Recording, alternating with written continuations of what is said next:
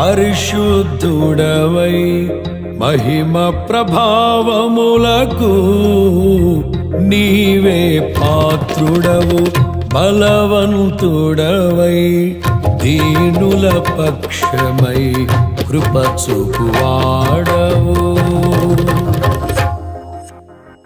పరిశుద్ధుడవై మహిమ ప్రభావములకు నీవే పాత్రుడవు బలవంతుడవై దీనుల పక్షమై కృప చూపువాడవు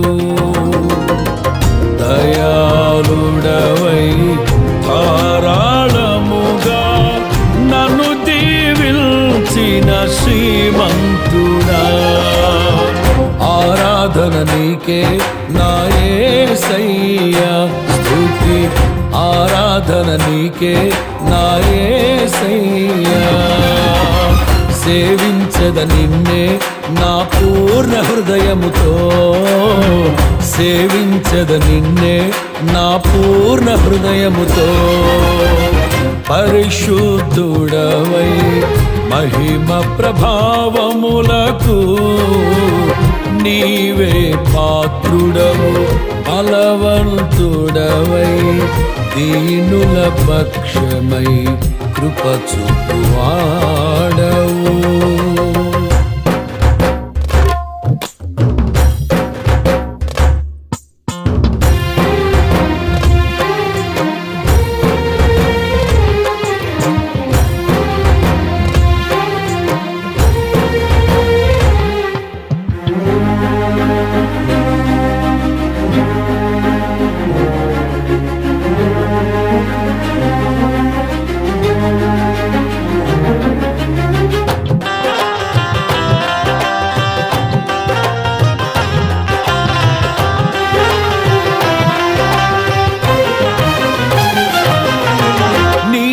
స్వాస్థ్యమైన నీ వారితో కలసి నిన్ను సేవించుటకు నీ మహిమ ప్రభావమును కిరీటముగా ధరింపజేసితివి నీ స్వాస్థ్యమైన నీ వారితో కలసి నిన్ను సేవించుటకు నీ మహిమ ప్రభావమును కిరీటముగా ధరింపచేసితివి శాశ్వత కాలము వరకు నీ సంతతిపై దృష్టి నిలిపి నీ దాసుల ప్రార్థనలు సఫలము చేసితివి ఆరాధన నీకే నా యేసయ్యా స్తుతి ఆరాధన నీకే నా యేసయ్యా సేవించద నిన్నే నా పూర్ణ హృదయముతో సేవించద నిన్నే నా పూర్ణ హృదయముతో పరిశుద్ధుడవై మహిమ ప్రభావములకు నీవే పాత్రుడవు బలవంతుడవై దీనుల పక్షమై కృప చూపువాడవు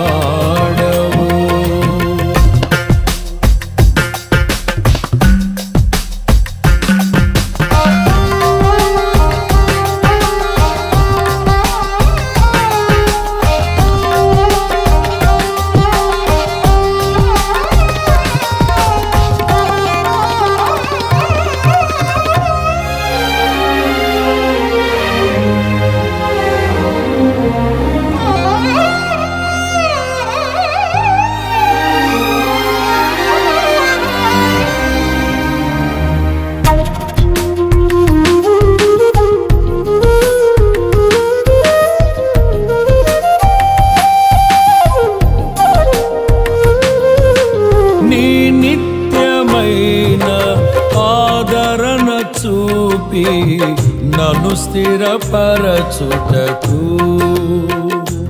నీ కరుణా కటాక్షమును నాపై కురిపించి నన్ను ప్రేమించితివి.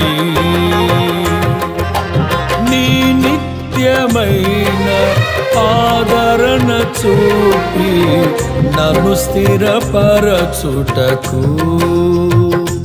నీ కరుణా కటాక్షమును నాపై కురిపించి నన్ను ప్రేమించితివి.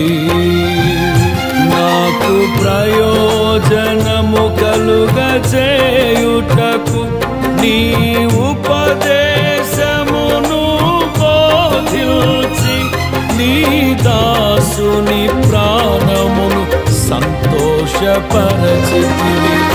ఆరాధన నీకే నా యేసయ్యా, స్తుతి ఆరాధన నీకే నా యేసయ్యా. సేవించద నిన్నే నా పూర్ణ హృదయముతో, సేవించద నిన్నే నా పూర్ణ హృదయముతో. పరిశుద్ధుడవై మహిమ ప్రభావములకు నీవే పాత్రుడవు, బలవంతుడవై దీనుల పక్షమై కృప చూపువాడవు.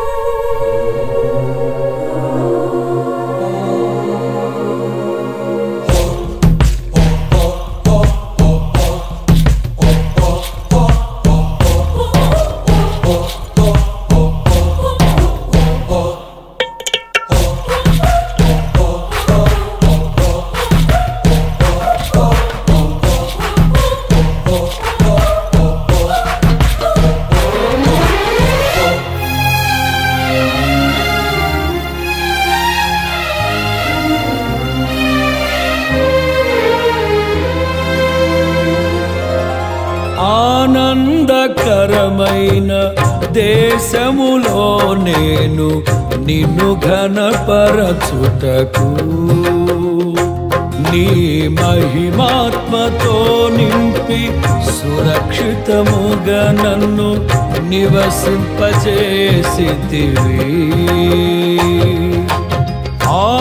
ఆనందకరమైన దేశములో నేను నిన్ను ఘనపరచుటకు నీ మహిమాత్మతో నింపి సురక్షితముగా నన్ను నివసింపజేసితివి. మేఘవాహనుడవై వచ్చు వరకు నే కనిపెట్టుచుందును నీ కోసము, నీ దాసుని కాంక్షను సంపూర్ణ పరచెదవు. ఆరాధన నీకే నా యేసయ్యా, స్తుతి ఆరాధన నీకే నా యేసయ్యా. సేవించద నిన్నే నా పూర్ణ హృదయముతో, సేవించద నిన్నే నా పూర్ణ హృదయముతో. పరిశుద్ధుడవై మహిమ ప్రభావములకు నీవే పాత్రుడవు, బలవంతుడవై దీనుల పక్షమై కృప చూపువాడవు. దయాళుడవై ధారాళముగా నన్ను దీవిల్చిన శ్రీమంతుడా, ఆరాధన నీకే నా యేసయ్యా, స్తుతి ఆరాధన నీకే నా యేసయ్యా. ఆరాధన నీకే నా యేసయ్యా, స్తుతి ఆరాధన నీకే నా యేసయ్యా. మీరు ప్రత్యేకంగా ఉండండి, మీ దగ్గరున్న దేవతలను తీసేయండి, యెహోవా వైపు మళ్ళుకోండి అని చెప్తున్నాడు. చెప్తుంటే చివరికి వీళ్ళు మారు మనసు పొంది నీళ్లు దేవుని సన్నిధిలో ఒలకబోసి ప్రార్థిస్తే వాళ్ళు పాపాత్మలోని ఒప్పుకున్నారు. ఇంతలోకి ఫిలిప్తీయులు వచ్చేసారు. ఫిలిప్తీయులు అంటే ఎవరు? శత్రువులు, చంపేవాళ్ళు, బానిసలుగా పట్టుకు తీసుకుపోయేవారు. వీరు వచ్చేటప్పటికల్లా మరి ఏం చేయాలో అర్థం కాలేదు. సమయాలతో అన్నారు, మా నిమిత్తం ప్రార్థన చేయడం మానొద్దయ్యా అని పాస్టర్ గారిని సమయాల మాట బ్రతిమాలుకున్నారు. సమయాలకి ఏమన్నారు? ప్రార్థన చేయట మానవద్దు అన్నారు. ఏమన్నారమ్మా? మా నిమిత్తం ప్రార్థన చేయట మానొద్దు. అడుగుతారు కదా మీరు కూడా, మా నిమిత్తం ప్రార్థన చేయట ప్రార్థన పరిస్థితుల్ని మారుస్తుంది కదా. ప్రార్థన పరిస్థితులు ఎటువంటి అయినా, బైబిల్లో చంపడానికి వచ్చిన వాళ్ళు కూడా మెడ మీద ముద్దుపడి ఏడ్చారు. ఎవరు? యాకోబుని అన్న చంపడానికి వచ్చినప్పుడు యాకోబు తెల్లారులు ప్రార్థన చేశాడు, పరిస్థితి మారిపోయింది. ఎస్తేరు బైబిల్లో ఉంటుంది. ఎస్తేరు రాజుగారు కనబడితేనే, అనుమతి లేకుండా ఎవరైనా కనబడితే, అటువంటిది ఎస్తేరు ధైర్యంతో ప్రార్థన చేసుకుని వెళ్ళిపోయింది. దయ కలిగింది కానీ చంపలా. అర్థమైందా? కాబట్టి ప్రార్థన అంతా శక్తివంతమైంది. ప్రార్థనతో కొంతమంది రాజులు యుద్ధాలు కూడా జయించారు. వాళ్ళకు శక్తి లేదు, సైన్యం లేదు. అప్పుడు ఉరుములు మెరుపులు వచ్చినాయంట. ఇప్పుడు కూడా ఉరుములు మెరుపులతోనే వాళ్ళని చంపేయడం జరిగింది. పారిపోయారు వాళ్ళు. అర్థమైందండి? ఇక్కడ బాప్తిస్మం ఇచ్చి యోహాను ఏమంటున్నాడంటే, మీరు మారు మనసు పొందండి అంటున్నాడు. అలాగే మనం కొత్త సంవత్సరంలోకి వచ్చాం కాబట్టి మారు మనసు పొందాలి. కొత్త ద్రాక్షరసం కొత్త తిత్తిలోనే పోయాలి. అర్థమైందా? పాతిత్తుల్లో పోయకూడదు. కొత్త ద్రాక్షరసం కొత్త తిత్తిలోనే, అన్ని కొత్తగా ఉండాలి. ప్రతి దినము ఆయన కొత్త పరుస్తుంటాడంట. ప్రతి దినము అప్పుడే పుట్టిన శిశువులే ఉండాలన్నమాట. ఏవో గతంలో మేము పాపం ఇంకంతే అనుకోకూడదంట. అర్థమైందా? ఇప్పుడు పుస్తకం ఉందనుకోండి, ఈ పేజీలన్నీ గలిబిలైనవి. మళ్ళీ కొత్త పేజీ వచ్చినప్పుడు ఫ్రెష్ అయినా అప్పుడైనా చక్కగా రాసుకోవాలిగా. మిగతా పేజీలన్నీ అయిపోయినాయిగా. పేజీ అంటే ఏంటి? రోజుకు. మళ్ళీ కొత్త పేజీ వచ్చినప్పుడైనా చక్కగా మీరు మారు మనసు పొందండి అని చెప్తున్నాడు అనమాట. ఇలాగా కష్టస్థితులు వచ్చినాయి దేవుని బిడ్డలకి. సువార్త చేసేటప్పుడు దేవుని బిడ్డలు కూడా వాళ్ళు లోబడినప్పుడు శత్రువులకు అప్పచెప్పాడు. ఎప్పుడైతే లోబడ్డారో వాళ్ళకి జయమో దేవుడు యెరూషలేము నుండి వాళ్ళకి నిలిచి ఉండమన్నాడు. నిలిచి ఉన్నప్పుడే వారికి ఏమని పైనుండి ఆత్మ వచ్చింది. అది మొదలు. ఇక వాళ్ళు సువార్త చేస్తే తిరుగు లేకుండా జయము వచ్చింది. మధ్యలో నిశ్శబ్ద కాలం, చీకటి కాలం అంటారు. ఇప్పుడు యేసుప్రభు రాకముందు 6 నెలలు ముందు వచ్చాడు. యోహాను ఎప్పుడు వచ్చాడండి? 6 నెలలు ముందు వచ్చాడు. అసలు యోహాను కంటే ముందు ఇంకెవరు లేరు. ఎందుకంటే చానాళ్ళు ప్రవక్తలు మరి చలాయింపు జరగల, ప్రవక్తల్ని దేవుడు దయచేయలా. మరి ఆ నిశ్శబ్ద కాలంలో మళ్ళీ ప్రవక్తగా వచ్చాడు. అలాగే సమయాలు గ్రంథంలో కూడా అంతకుముందు వీళ్ళు మందసం తీసుకుపోయారు. మందసం ఎందుకు తీసుకుపోయారు?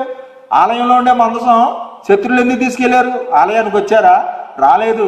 మాకు జయం వస్తుందని, కలిసి వస్తుందని, బైబిల్ పట్టుకుంటే కలిసి వస్తుందని ఎలా అనుకుంటారో ఆ మందసం పట్టుకొని యుద్ధానికి వెళ్ళారు. వాళ్ళు యుద్ధంలోకి మందసాన్ని తీసుకెళ్లారు.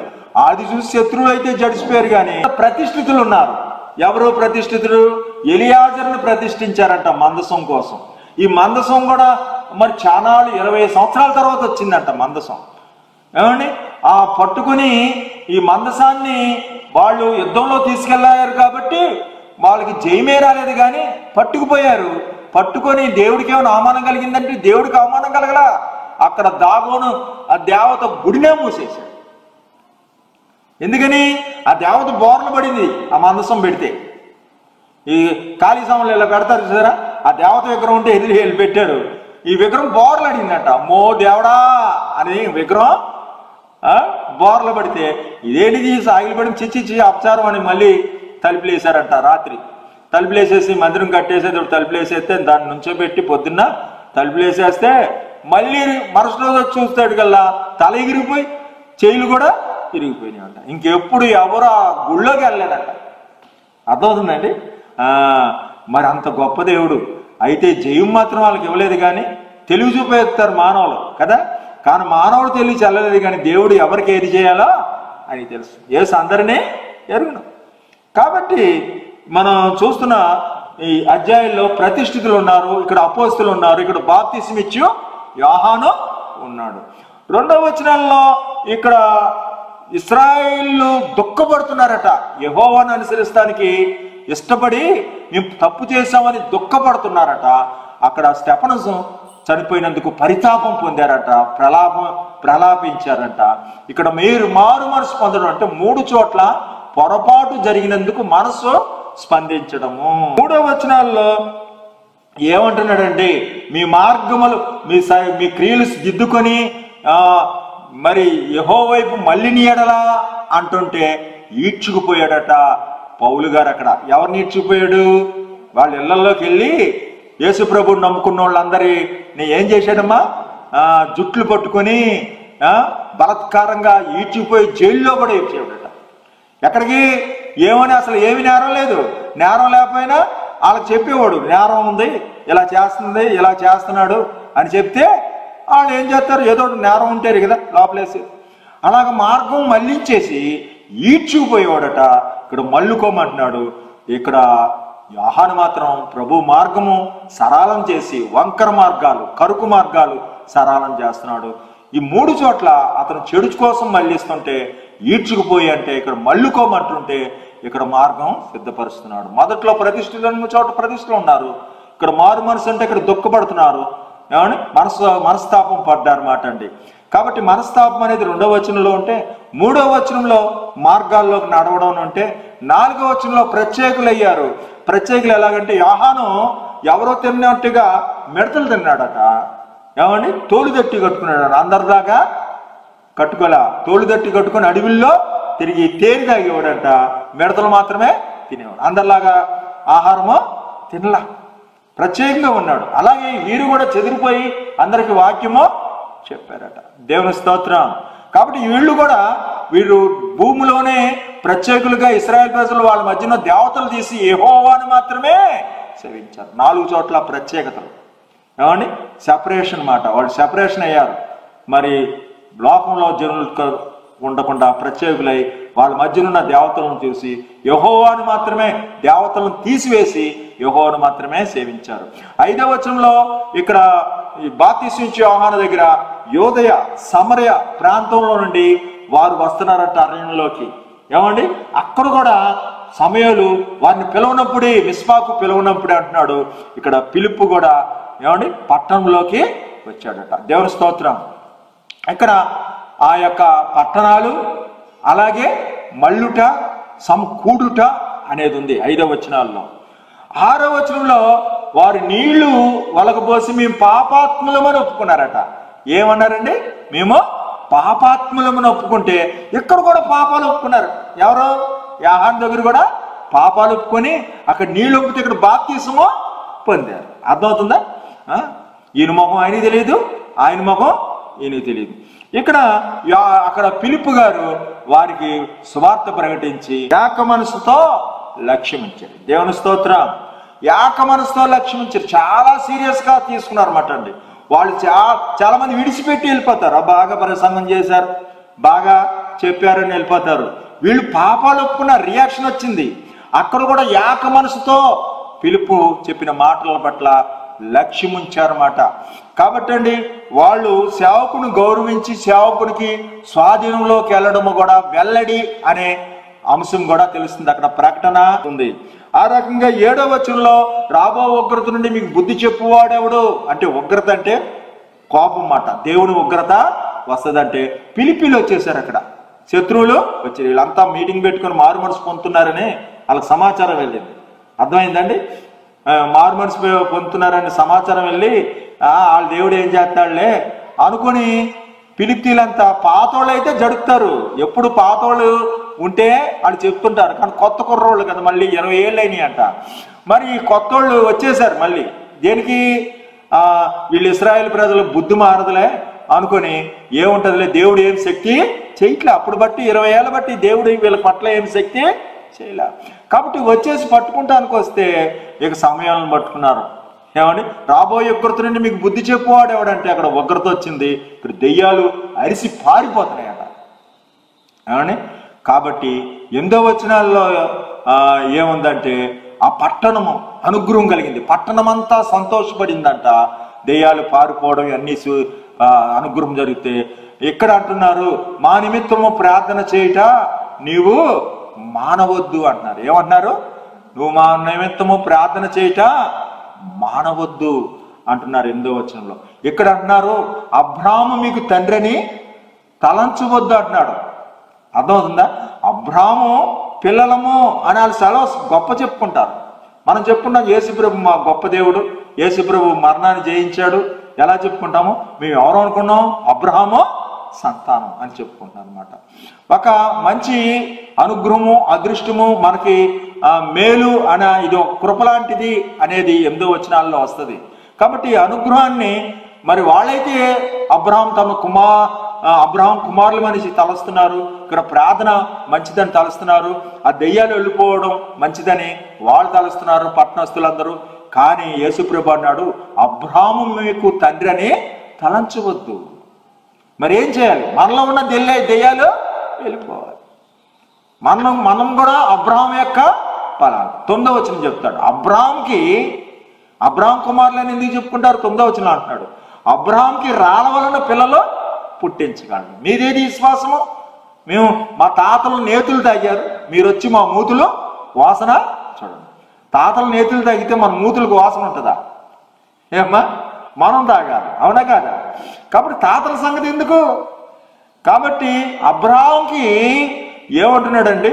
రాళ్ళ వలన పిల్లలు పుట్టించగలడు అంటే ఇక్కడ తాను గొప్ప గారడీ చేస్తున్నాడట. ఎవరండి? ఇక్కడ సీమోను అనేవాడు గొప్ప గారడీ చేస్తూ ప్రజల్ని మరి భ్రాంతి పరుస్తున్నాడట. జంతువుని తీసుకొని సర్వాంగ హోమంగా బలిచ్చాడట. వాళ్ళు కోరారుగా ప్రార్థన చేయమని.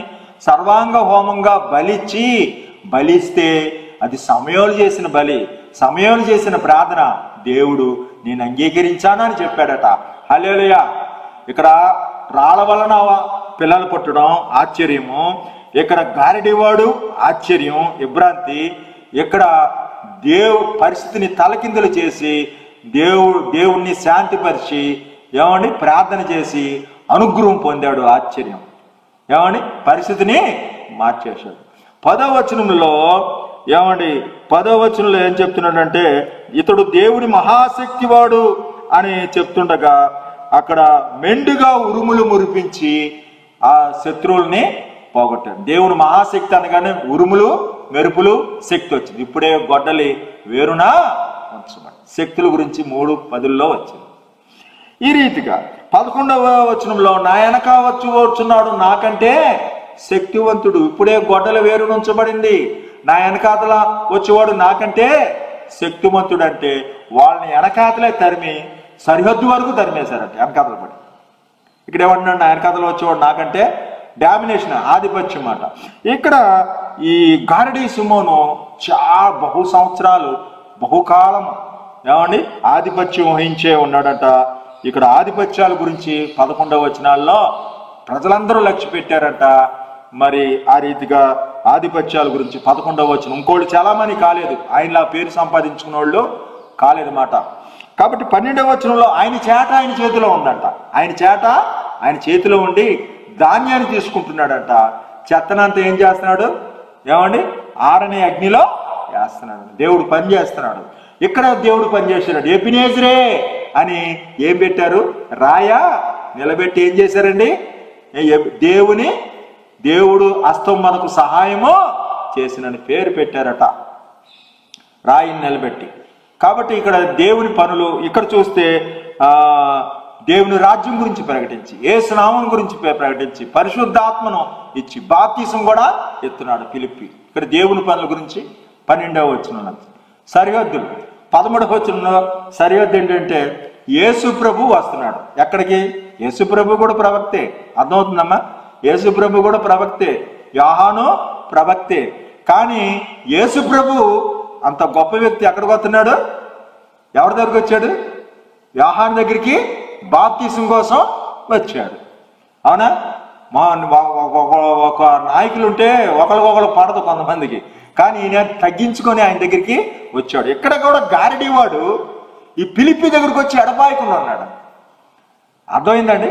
ఈ గారడివాడు నాయకుడు కదా, ఊరంతా పేరుంది కదా, ఈ గారడివాడు కూడా మారిపోయి బోధిని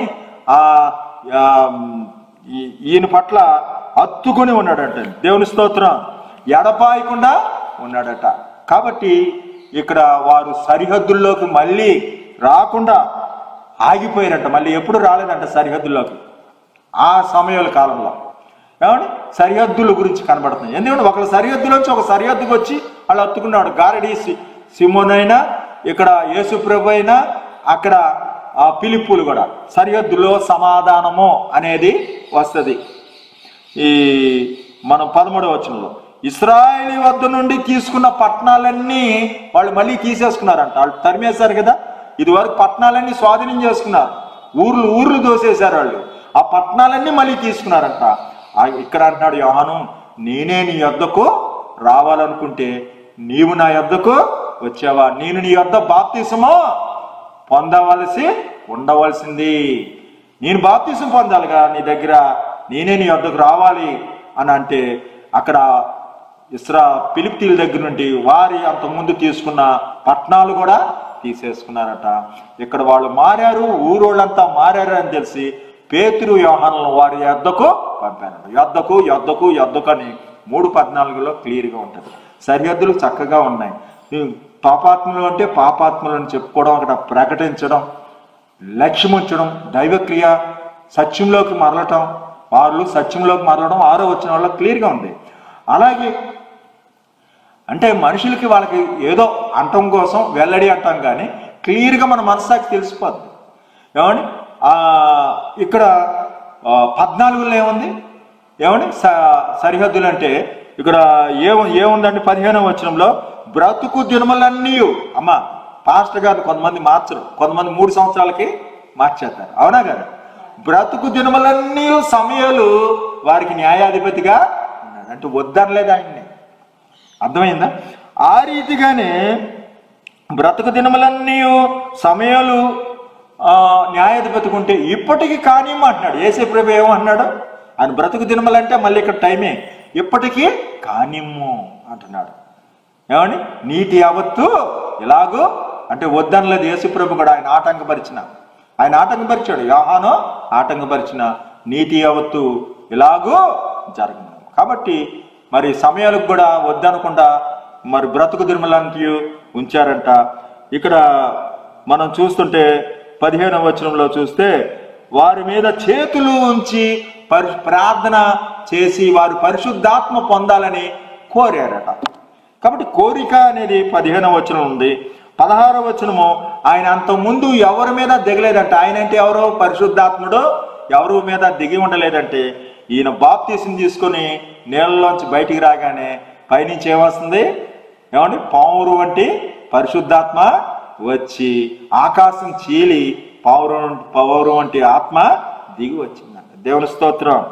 అలాగే ఇక్కడ సమయాలు అటు ఇటు తిరుగుచు వారికి న్యాయము పరిశుద్ధాత్మ, ఇక్కడేంటి పావురం వంటి ఆత్మ మనకు కనబడుతున్నాయి. పరిశుద్ధతల గురించి, నీతి న్యాయం జరిగించడం, తిరుగుట, ఆవరించుట అనేది కనబడుతుంది.